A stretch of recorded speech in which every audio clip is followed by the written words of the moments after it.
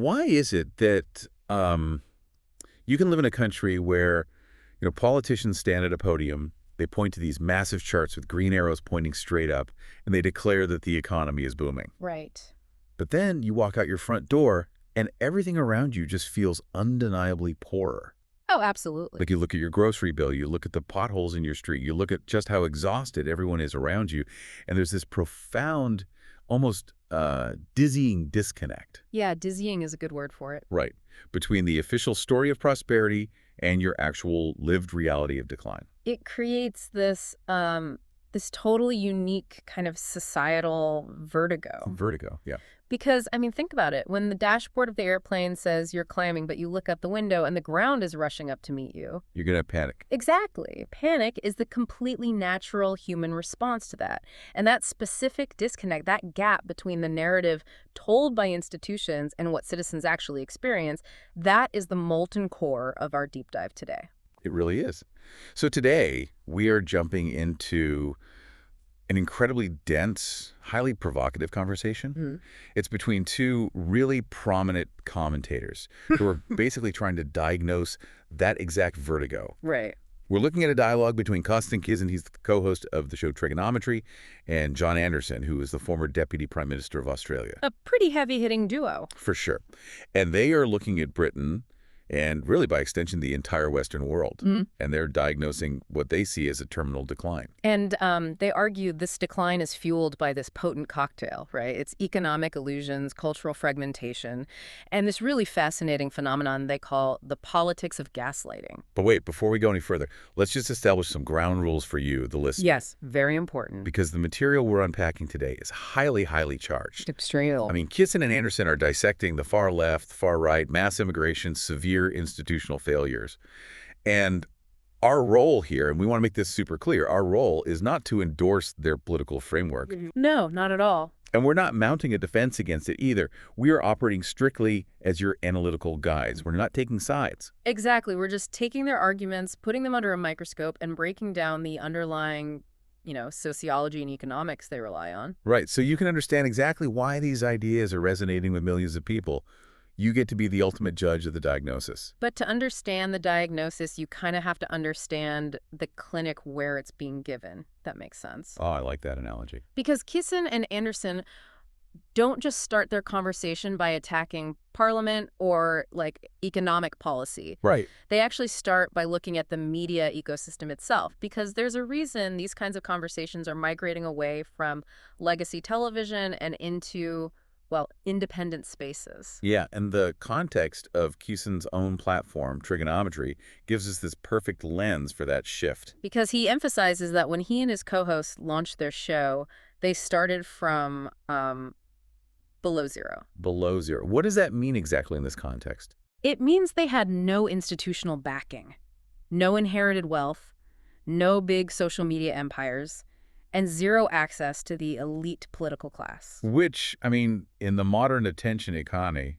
that is usually a one-way ticket to absolute obscurity. Right. The barrier to entry is just incredibly high. Unless, of course, you use the cheat code. Ah, the cheat code. Yeah, because in modern media, if you want to grow fast from nothing, there's a very well-worn, highly lucrative playbook. Which is to bolt yourself onto an existing ideological tribe. Exactly. You put on the team jersey, you become the dedicated attack dog for a specific political faction. Because if you do that, you don't have to build an audience from scratch. No, you just siphon off the anger that's already there. Yeah. You find a demographic that is desperate to be told they are right and their enemies are evil, and you just feed them. And sociologically, that's called audience capture. It's a massive psychological trap. Oh, it's huge. Oh. Because the creator literally becomes a hostage to their most extreme listeners.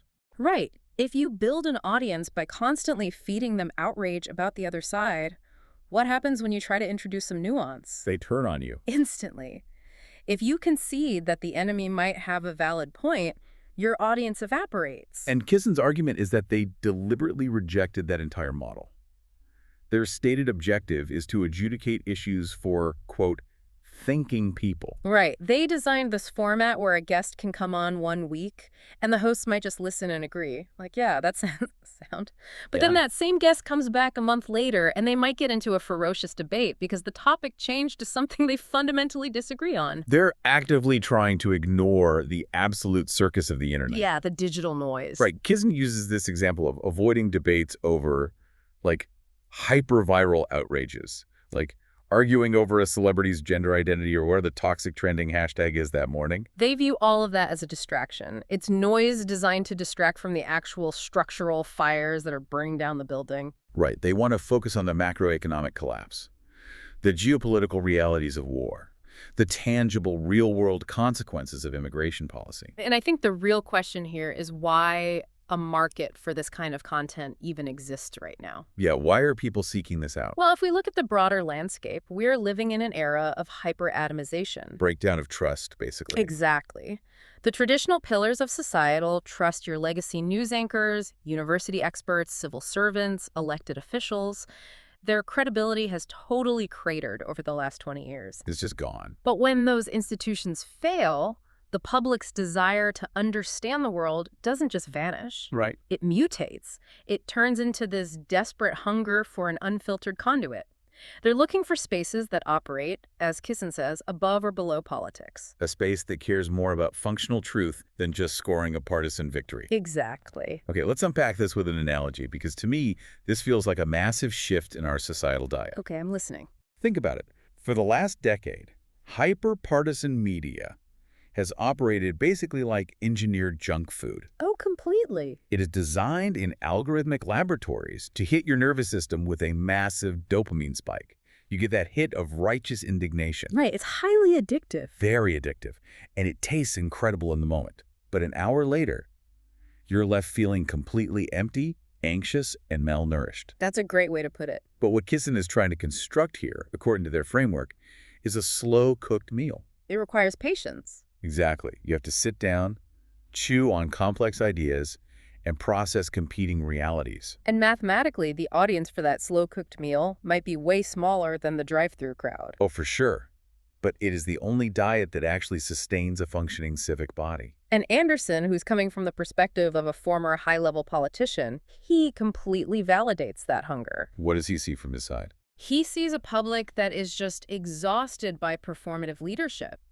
Citizens are searching for intellectual honesty, and they're just not finding it in the halls of Parliament. So the heavy lifting of democratic engagement, like actually educating the public on complex issues, is being outsourced. Yes, to long-form independent media. Okay, I hear that. Yeah. But let me push back a little just to stress test this premise. Go for it.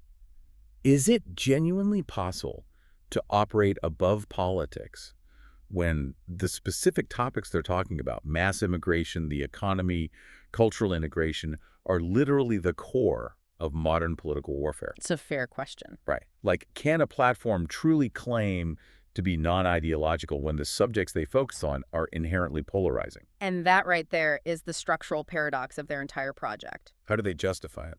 Well, Kisin argues his lack of ideology is proven by the fact that he'd vote for anyone far left or traditional conservative as long as their ideas are rooted in reality and actually function in practice. But wait, deciding what metrics define a policy as functional, that is inherently political. Right, and deciding which historical data points are valid is political. But their counterargument is that they aren't claiming to be free of opinions. They're claiming to be free of predetermined tribal loyalty. They're trying to decouple the intellectual process of discovery from the rigid identity of modern partisanship. Got it. And, that profound frustration with the rigid identity politics of the media, that provides the perfect transition to examine the politicians themselves. Because if they think the media is dysfunctional, their diagnosis of the people actually running the state is catastrophic. Oh, yeah. This is where Kisin and Anderson introduce this devastating critique of the economic reality being hidden from the public. And the specific breed of politicians currently occupying high office. Yeah, so let's talk about the structural instability they point to, because the numbers are staggering. Anderson highlights this one data point that speaks volumes about the current paralysis. He notes that Britain has cycled through roughly 7 prime ministers in the span of a decade. I mean, just pause and map that onto any other human enterprise. It's wild. If you invested your life savings into a corporation that burned through 7 CEOs in 10 years... You'd expect that company to be bankrupt by Tuesday. Exactly. Mechanically, a revolving door at that level of government makes systemic improvement completely impossible. Because you can't plan for the long term. Right. Anderson uses his own executive experience to explain this. He says that meaningful structural reform, whether you're overhauling infrastructure or the tax code or healthcare, it requires a massive time horizon. You have to have the political capital to survive the initial backlash. Yes, because unpopular policies might take years to show benefits. But when the average lifespan of a prime minister is barely long enough to learn the names of their cabinet, the whole apparatus of government just devolves into pure survival mode. They aren't managing the nation, they're managing the 24-hour news cycle. And while leadership is playing this endless game of musical chairs, the foundation of the economy is quietly buckling. The financial realities they discuss here are grim. Very grim.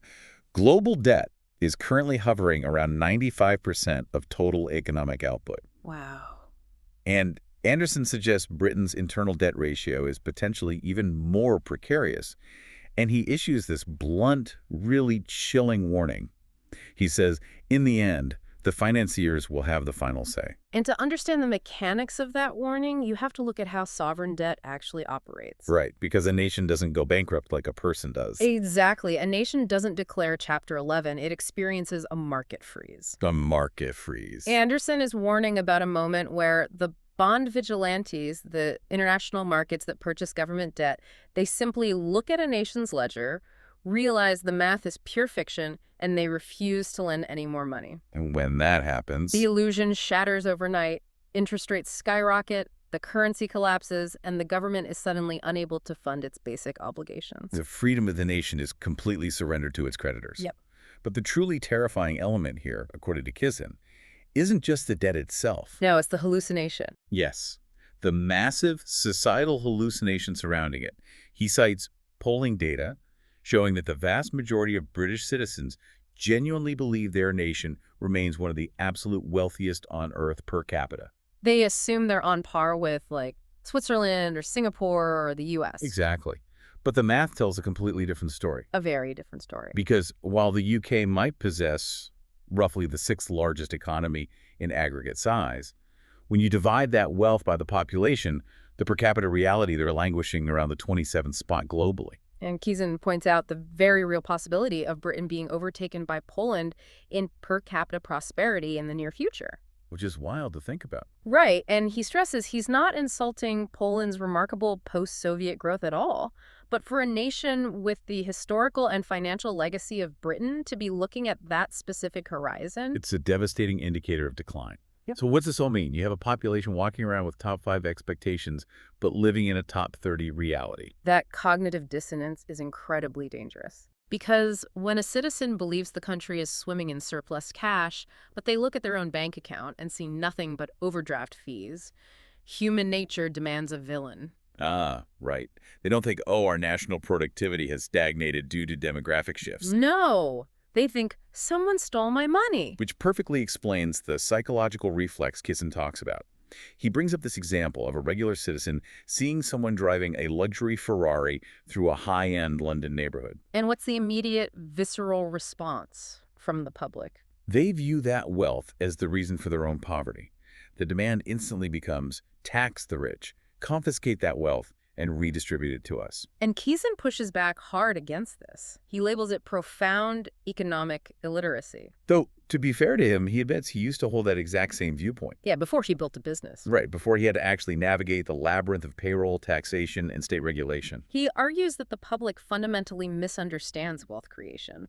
They view jobs as a naturally occurring resource, like oxygen. Like they just sprout out of the ground. Exactly. They fail to realize that if you aggressively demonize and penalize the individuals who build the enterprises that generate the tax revenue, those individuals have the mobility to simply leave. They pack up the Ferrari, They move to a more hospitable tax jurisdiction, and the jobs disappear with them. And the mechanics of capital flight are ruthless. Oh, completely. If you take an economy like Britain's, which is already suffering from a severe crisis of low productivity, and you actively incentivize your most productive citizens to relocate, you aren't just punishing the rich. No, you're dramatically shrinking the total size of the economic pie for everyone left behind. Everyone suffers. Okay, so if the pie is shrinking and the public is demanding a bigger slice of a pie that no longer exists, what is a politician supposed to do? Tell them the truth.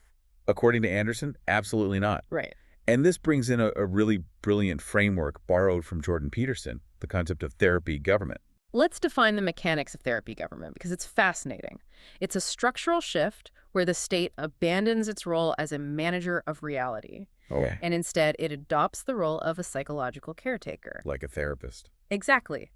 A therapy government views its primary objective not as solving systemic problems, but as managing the emotional state of the electorate. Wow. It is a government constructed entirely on the refusal to confront citizens with painful truths. So think about a doctor who looks at a patient with a shattered femur. The doctor realizes that resetting the bone is going to cause immense pain. So instead, they just hook the patient up to an IV of painkillers and tell them they're perfectly healthy. The pain goes away for the Right. afternoon. But the leg rots. Right. That is the Yeah. political reality they're describing. Because if a prime minister stood at the podium today and said, "We have borrowed against our children's future, the era of infinite safety nets is over, and we all must accept a severely reduced standard of living for the next decade to repair the foundation," Oh, that politician would be violently ejected from office by the end of the week. it's political suicide. The incentive structure of modern democracy almost guarantees it. The electorate has become addicted to the soothing lie, They demand assurance that they can enjoy Scandinavian-style public services. coupled with American-style taxation. Right. All while continuously expanding the debt. And when the demand for comfortable delusion is that high, the political market will ruthlessly supply leaders willing to provide it. So let me ask you to weigh in on the philosophical core of this, because it feels like a chicken and egg scenario. Okay, what do you mean? If the voters actively destroy the career of any politician who tells them the truth and happily elect the politicians who feed them the comforting lie about the shrinking pie, who is actually at fault for the decline? Is it the liar or the people demanding the lie? Exactly. Is it the cowardly leader or the delusional public? Well, Anderson's framework places the ultimate burden squarely on the citizenry. Yes. His argument is that political leaders are not some alien species dropped into parliament. They are an exact mirror of the society that elevated them. That's a hard pill to swallow. It is. But if a culture becomes entirely present-focused, abandons its shared historical obligations, and prioritizes the immediate extraction of entitlements over long-term structural health, It will inevitably manifest leaders who operate with the exact same narcissistic myopia. precisely, the cowardly politician is the symptom. An electorate demanding an impossible reality is the disease. But maintaining an impossible reality requires some incredible sleight of hand. It really does. I mean, if the nation is mathematically getting poorer, how do the politicians keep producing those charts with the green arrows pointing up? How do they hide the rot? Yes. How does the therapy government hide it? And the source material points to a very specific, almost mechanical manipulation of how we measure human prosperity. The weaponization of the gross domestic product. Yes, the GDP loophole. To unpack this, we have to look at the macroeconomic pressure gauge of a modern state. Okay. A politician's survival depends entirely on the perception of growth. And the universally recognized metric for that growth is raw GDP. The absolute total value of all goods and services produced within a country's borders in a given year. Right. And as long as that raw number gets bigger, the government gets to claim victory. But Kisin points out that Britain, like most of the West, is facing a demographic brick wall. The population is aging rapidly. Right.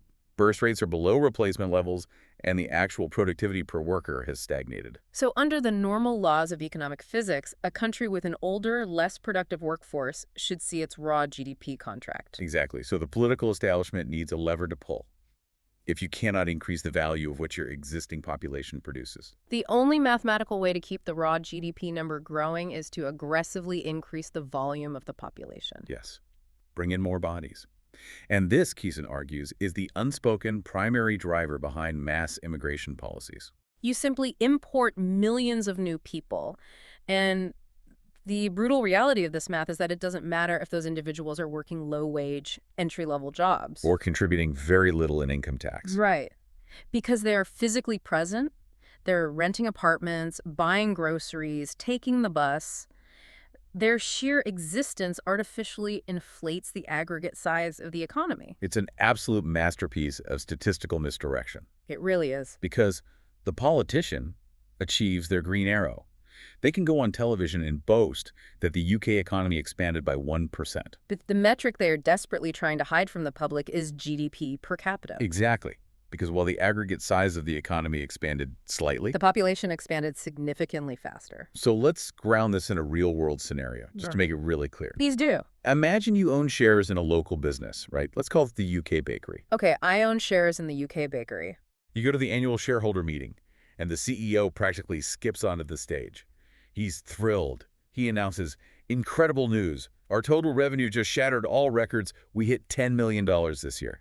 And as a shareholder, I'm applauding. I assume my investment just doubled. It's the natural assumption of growth.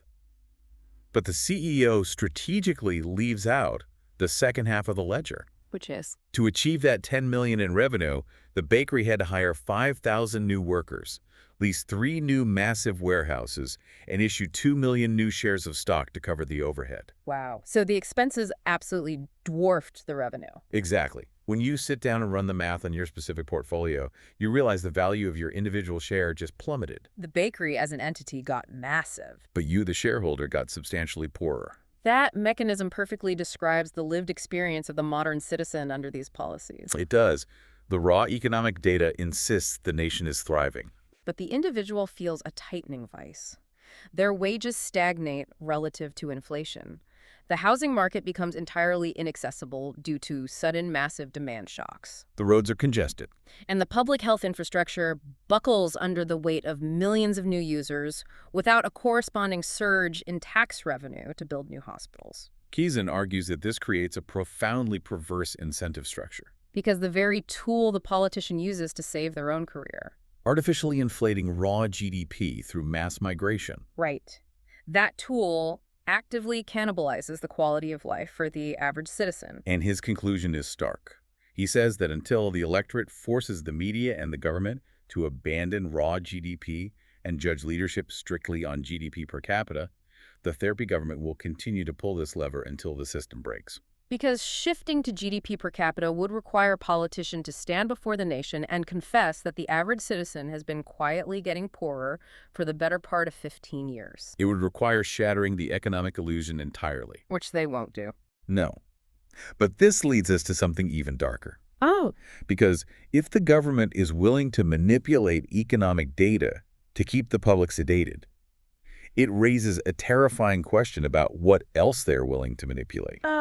And this bridges us into the most explosive, deeply uncomfortable territory of the entire conversation. The politics of gaslighting. Exactly, because the source material argues that this instinct to prioritize the official narrative over reality doesn't stop at the Treasury. No, it infects the justice system, it corrodes free speech. Let's analyze the foundation of this gaslighting, starting with the policing of speech itself. Right. So in a prior discussion, Kisin apparently drew a highly controversial parallel. He compared the policing of speech in the UK to the environment in Russia. Now, to be fair, he takes great pains in this transcript to add high-resolution context to that statement. He clarifies it. Yes, he explicitly acknowledges that since the invasion of Ukraine, Russia has descended into a brutal, overt authoritarianism where citizens are dragged away for holding blank pieces of paper. He is in no way equating the physical danger of living in Moscow to living in London. But the philosophical point he's making remains deeply unsettling. Because the very fact that a Western democracy can even be casually referenced in the same breath as a totalitarian state regarding free expression. It indicates a severe institutional rot. He points to the case of Graham Linehan. Yes, the highly successful television writer. He was reportedly investigated or harassed by British police over opinions he expressed on social media. And actions were taken even when Linehan wasn't physically in the country. It demonstrates a state apparatus that believes it possesses the moral and legal authority to regulate the internal thoughts and public expressions of its citizenry. But the conversation goes much deeper than Twitter. Oh, way deeper. They dive into the mechanics of physical law enforcement. addressing the incredibly volatile accusation of two-tier policing. Here's where it gets really interesting. Two-tier policing is the ultimate manifestation of the gaslighting dynamic. Because the bedrock social contract of any Western democracy is equality under the law. Exactly. The official narrative pumped out by the Home Office and police leadership is that the law is blind to race, religion, and class. But Kisin argues that the visible reality, the reality citizens witness on their own streets, is a system that aggressively calibrates its enforcement based entirely on the identity of the demographic involved. He traces this back to a decade-long institutional shift. He points specifically to the summer of the Black Lives Matter protests as a tipping point. Right. He argues that in an attempt to atone for historical prejudices, the establishment instituted a hypersensitivity towards specific minority groups. He uses the debate over stop-and-search tactics as an example, when critics point out that stop-and-search disproportionately impacts certain demographics. Kisin argues those critics deliberately ignore the uncomfortable statistical reality that the violent offenses driving the searches are also disproportionately occurring within those same demographics. And the downstream consequence of this hypersensitivity is a police force terrified of its own shadow. The source highlights this deeply disturbing alleged case of Henry Novak. Yeah, let's talk about that. Novak was reportedly the victim of a stabbing. But Kisin claims that the responding officers who were operating under the diversity, equity, and inclusion guidelines cascaded down from the College of Policing.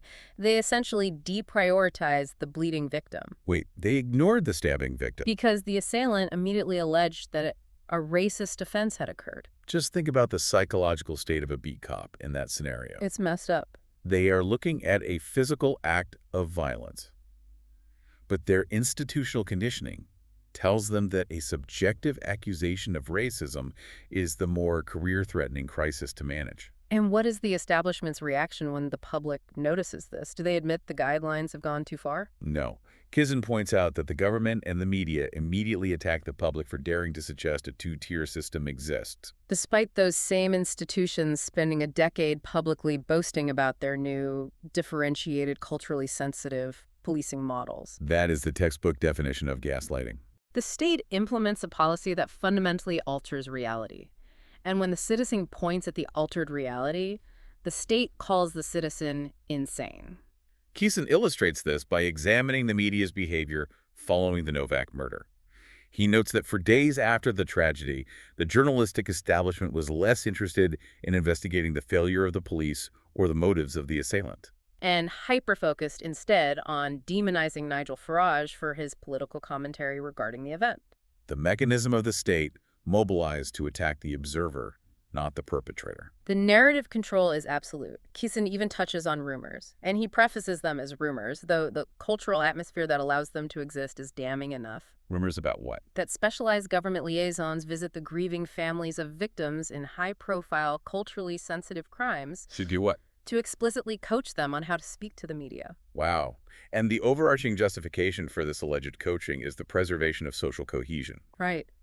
The state is terrified of a localized incident sparking national riots, so they attempt to muzzle the grief of the victims to keep the peace. Kisin brings up the family of Rian White, who was tragically murdered, when her family publicly linked her death to the realities of illegal immigration.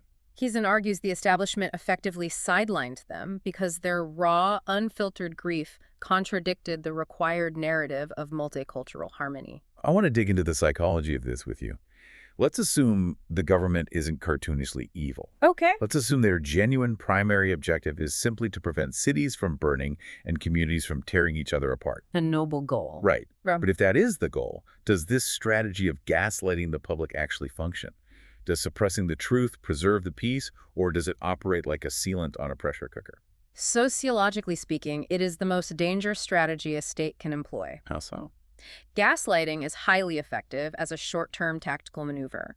You can suppress a single news cycle or delay a specific protest for a weekend. But macro-historically, it is suicidal. Because of the pressure. Exactly. When you place a sealant on a pressure cooker and continually turn up the heat of reality, the pressure doesn't dissipate, it multiplies. It builds and builds. When a population realizes that their valid physical grievances like crime in their neighborhoods are not just being ignored, but that the state considers them morally repugnant for even noticing the crime, The foundational trust in the social contract evaporates. And when trust in the center collapses, people don't magically become moderate. Precisely. They abandon the center entirely and sprint toward the fringes. They will align with anyone. Any political entity, far-left anarchists or far-right nationalists who are simply willing to acknowledge the objective reality they are experiencing. So the state's attempt to manage the narrative doesn't prevent the explosion. It guarantees the explosion will be catastrophic when the pressure vessel finally fails. And we don't have to speak about this pressure vessel in abstract theories. No, we don't. Yeah.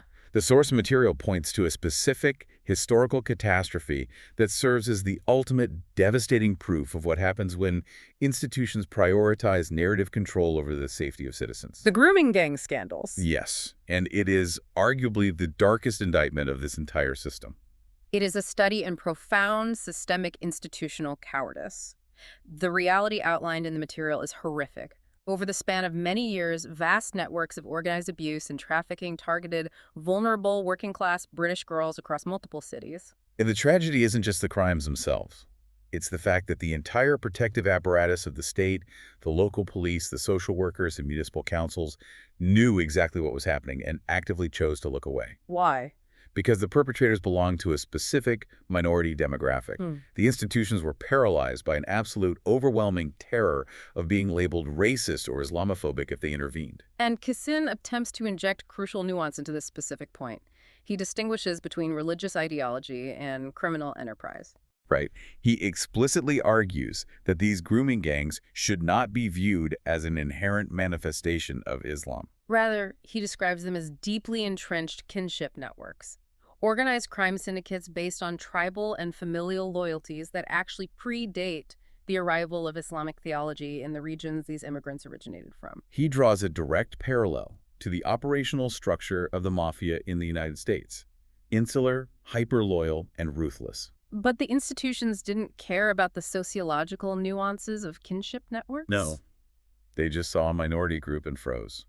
Think about the psychological conditioning required for a social worker, someone whose entire professional existence is supposedly dedicated to protecting children, to look at a victim of trafficking and decide that protecting the reputation of the local council's diversity initiative is more important than saving a child. It's a terrifying inversion of morality. The material pays tribute to figures like Maggie Oliver. She's the police whistleblower who sacrificed her career to force the system to acknowledge reality. It also references the recent Robert Liu report, which was commissioned to finally review the depth of these institutional cover-ups. And while Kisin notes there's valid debate over the specific methodology of that report, he argues the sheer act of forcing the establishment to look at the rot is necessary. Especially because he asserts these types of networks are still actively operating. And this complete collapse of institutional courage forces Anderson and Kisin to address the radioactive question of cultural compatibility and integration. Right. Anderson, looking at the UK from the outside, expresses utter disbelief at reports indicating the existence of operating Sharia law courts within British borders. For a former head of state like Anderson, the concept of a parallel legal system is an unfathomable breach of national sovereignty. He poses a pretty binary question. Can a functional nation harbor two distinct, contradictory legal frameworks? And Kisin's response is immediate, absolute, and uncompromising. He says, obviously not. Kisin draws a hard line in the sand. He argues that the absolute bedrock of British society, or any Western democracy, is common law and equality before it. It is entirely non-negotiable. He states that if an individual holds a deep theological desire to live under the jurisdiction of Sharia law, there are dozens of nations globally that offer that framework, and they are free to relocate. But attempting to graft an incompatible legal system onto the British framework is a recipe for societal fracture. This specific point serves as the foundation for Kisin's broader philosophy on immigration, which carries a unique, profound weight because he is speaking not as a native-born Brit, but as an immigrant himself. Right. He views the acquisition of citizenship not as an administrative entitlement, but as a monumental achievement. A profound honor that must be earned, akin to the traditional American model of assimilation. And crucially, he insists it is a relationship built on reciprocal obligation. He's incredibly blunt about this. He knows his ongoing frustration with politicians who allow non-citizens immediate access to the welfare state and social housing. His framework is entirely meritocratic. If you choose to migrate to a new nation, your immediate obligation is to secure employment, contribute to the tax base, and assimilate into the economic engine. The idea that a migrant can arrive and immediately expect the host state's taxpayers to subsidize their existence is, in his view, a grotesque distortion of the system. It is a total rejection of the modern multicultural doctrine that suggests a host nation must infinitely flex to accommodate the culture of the arrival. Kisin argues that the moral duty of adjustment falls entirely on the immigrant. The newcomer has an absolute obligation to align their expectations, behaviors, and values with the historical culture and laws of the society that welcomed them. He introduces an analogy here that we really need to pause and explore because it crystallizes the entire argument. The guest and house dynamic. Yes. Yep. He says, imagine you are invited to stay in someone's home. Right. Because you are a guest, you don't walk through the front door and start issuing demands. No, you naturally behave with heightened respect. You are overly courteous. You clean up after yourself obsessively to ensure you aren't a burden to the people who open their sanctuary to you. It is the fundamental unspoken law of human hospitality. The burden of grace is on the guest. Wait, let me take that a step further. Go for it. You don't walk into their house, demand they repaint the living room because you don't like the color, commandeer the master bedroom, and then slide your credit card bill across the kitchen table and expect them to pay it. Right. But Kisin's argument is that the modern Western immigration apparatus is functionally treating the host nation exactly like that submissive homeowner. He argues that only after years of contribution and demonstrated loyalty, when the host finally says, "You are one of us, welcome to the family," granting full citizenship, only then does it become your house. And the critical caveat, he adds, is that even when you achieve that status, even when the house is legally yours, your fundamental duty remains unchanged. You must maintain the structure, protect the inhabitants, and respect the foundation it was built upon. The diagnosis presented in the source material is that Western elites, driven by historical guilt and a desperate desire to appear virtuous, have completely inverted this dynamic. They have allowed the guests to dictate the rules of the house, paralyzing their own ability to enforce the boundaries that keep the house standing. It is an incredibly heavy, almost suffocating diagnosis. It is. We've walked through the failure of the media, the cowardice of the therapy government, the economic illusions, the psychological warfare of gaslighting, and the tragic consequences of abandoning cultural integration. If you are listening to this, you might feel like we're reviewing the autopsy report of a civilization. Which necessitates our transition into the final macro-level phase of this deep dive. Because diagnosing the symptoms of civilizational decay is intellectually vital, but stopping there only breeds nihilism. But we have to zoom out from the immediate political crises and ask a structural question. What actually sustains a civilization against the natural forces of entropy? And practically, what is the antidote for the individual citizen watching the systems around them fail? The source material pulls in some profound intellectual heavyweights to answer this. Anderson references the economist and historian Thomas Sowell, who issues a stark historical warning. Sowell points out that civilizations do not possess an inherent right to survive. There is no law of physics ensuring that the West will simply continue to exist because it always has. Sowell's thesis is that existing within a civilization is not the same as maintaining it. Right. A society is a complex, delicate machine. To keep it running, the citizenry must possess a deep, working knowledge of the specific values, historical struggles, and mechanical principles that built the machine in the first place. If a generation inherits the machine but loses the instruction manual, the machine will inevitably break down, and they will lack the requisite knowledge to repair it. Anderson pairs that warning with a fascinating reference to Karl Marx, which is quite the pivot, noting Marx's observation that people deprived of their history are easily persuaded. If you sever a population from the memory of the sacrifices, the wars, and the brutal labor required to build their current prosperity, you render them incredibly vulnerable to ideological grifters. A population with amnesia is easily convinced that wealth is a naturally occurring phenomenon, That the government possesses infinite resources. and that they have no civic duty to their neighbors other than demanding a larger share of the shrinking pie.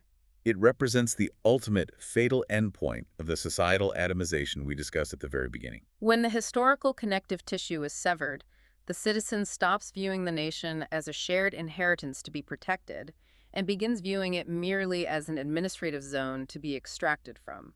When the relationship between citizen and state becomes purely transactional, the civilization has already conceptually collapsed. The physical structures just haven't caught up to the reality yet. So if that is the terminal diagnosis of the collective, what on earth is the cure? Yeah, how does a single listener, overwhelmed by the reality of 7 prime ministers, massive sovereign debt, institutional cover-ups, and a gaslighting media, how do they mount a defense? Kisin points directly to the philosophy of Jordan Peterson as the ultimate structural antidote. Specifically, the highly publicized, often misunderstood concept of radical personal responsibility. The philosophy summarized by the viral mandate to clean your room? When you first hear it, the concept sounds almost offensively inadequate. It does. How does organizing your immediate physical space counteract a 95% global debt crisis or the collapse of the common law? But Kisin masterfully unpacks the psychological genius of this approach. He observes that historically, when traditional conservative figures preach about duty and responsibility, it is almost always framed as a moralistic chore. It sounds like an elite figure wagging their finger, demanding the peasantry sacrifice themselves for the abstract concept of the greater good or the glory of the state. And a modern, atomized audience, bathed in irony and skepticism, will instantly reject that messaging. They tune it out completely. Exactly. Or rather, they recognize it as manipulation. But Peterson approached the problem from an entirely different psychological angle. He completely decoupled responsibility from the demands of the state. He framed the acceptance of maximum responsibility as the only known clinical cure for the individual's own misery. Yes, Kisin emphasizes that Peterson essentially told a generation of lost, depressed, profoundly anxious young adults, even if you are entirely selfish, even if you don't care about the nation or the community, you must take responsibility simply to save yourself. He demonstrated the direct physiological connection between bearing a heavy burden and the generation of psychological meaning. He argued that human beings are structurally designed to carry weight, and when you remove the weight of duty, the mind collapses in on itself. By taking responsibility for your own life, your own family, and your immediate community, you generate the internal purpose that the human psyche demands. Without that burden, you drift into nihilism and become completely reliant on the therapy government to sedate your anxiety. Let's connect that micro-solution back to the macro crisis. A civilization isn't a magical entity. It is simply the aggregate behavior of millions of individuals. If a critical mass of citizens stops waiting for a politician to fix their lives, Stops demanding an impossible share of a shrinking economic pie. and instead turns their energy fiercely toward putting their own households and local communities in absolute order, the concrete foundation of the civilization begins to cure and harden once again. Productivity rises, dependency drops, and the pie organically begins to grow. It is a profound bottom-up rebellion against a top-down collapse. Kisin's ultimate point is that Peterson performed a monumental service to Western civilization by rebranding civic duty. He transformed it from an archaic, boring chore into the literal pathway to psychological salvation. And the sheer scale of the audience that responded to that message proves that beneath the layers of political gaslighting, the public possesses a deep, intuitive knowledge that this is the truth. We have charted an immense, incredibly challenging intellectual landscape today. Really have. Let's try to pull the threads together. We began by examining the public's desperation for a media ecosystem that refuses to treat them like children. A desire for slow-cooked realities rather than the addictive junk food of partisan tribalism. We navigated the terrifying mathematics of the economic illusion, exposing how therapy governments mask demographic decline and shrinking per capita wealth by pulling the levers of raw GDP manipulation and mass immigration. We stared into the abyss of the politics of gaslighting, the catastrophic institutional cowardice that insists the public ignore the two-tier reality of their own streets. Culminating in the horrific, preventable tragedies of the grooming gang scandals. And we arrived at the understanding that civilizations are fragile machines that require constant historical maintenance, and that the only viable defense against systemic collapse is a fierce, almost aggressive commitment to radical personal responsibility. We want to remind you, as we close, that our mission today was to provide the high-resolution context behind the arguments made by Konstantin Kisin and John Anderson. The goal is never to tell you what to think about these massive structural issues, but to equip you with the architectural blueprints of their arguments. So you can rigorously test them against your own observations of reality.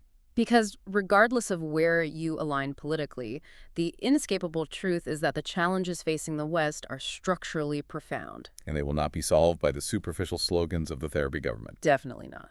I want to leave you with a final thought, building on that crucial point from Thomas Sowell regarding the instruction manual of a society.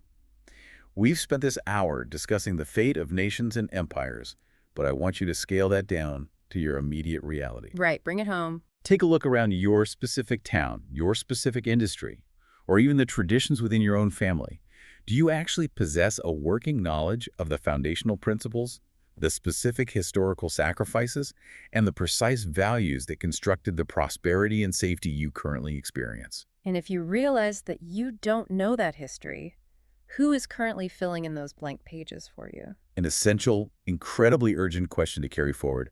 We open this deep dive talking about the desire for a clean medical diagnosis, an X-ray that shows a simple broken bone. The reality we've explored today is that diagnosing a society is a messy, subjective, and often terrifying process. It requires peering into the shadows of our institutions, acknowledging the deeply uncomfortable gray areas, and possessing the courage to read the scan honestly, even when it tells you the bones of the system are fracturing. Thank you for walking through the muddy waters with us today. Keep questioning the comforting narratives, keep looking for the structural truths, and we will see you on the next deep dive.